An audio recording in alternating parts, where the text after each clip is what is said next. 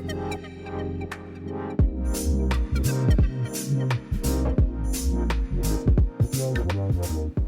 dear listeners, join me as I traverse 100 years of horror cinema, one flick at a time.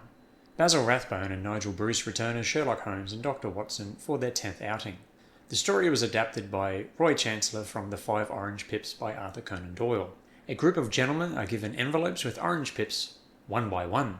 Whomsoever receives the envelope ends up dead.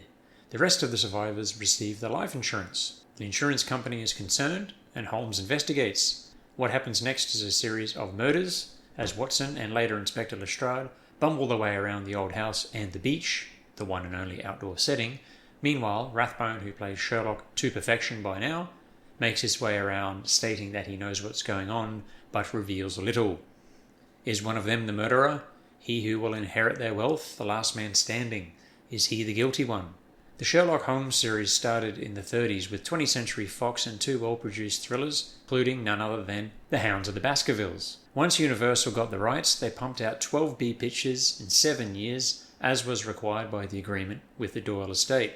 It is typical of Universal in the 40s to milk their franchises to death in a desperate attempt to stave off bankruptcy. It worked for a while. Holmes' Pictures was set during World War II, and the topicality paid off. But as the war drew to a close, returns began to dwindle. This film was not linked with the war, and the timestamp is more ambiguous, but it did little to change the studio's fortunes, and a takeover of the company was inevitable. It was completed by various groups, including the Gong Man himself, J. Arthur Rank. But back to the film. Is it any good? The House of Fear ranks roughly middling in the franchise. Nothing beats the original Fox versions, but Rathbone is a delight and one of the best Holmes that ever was.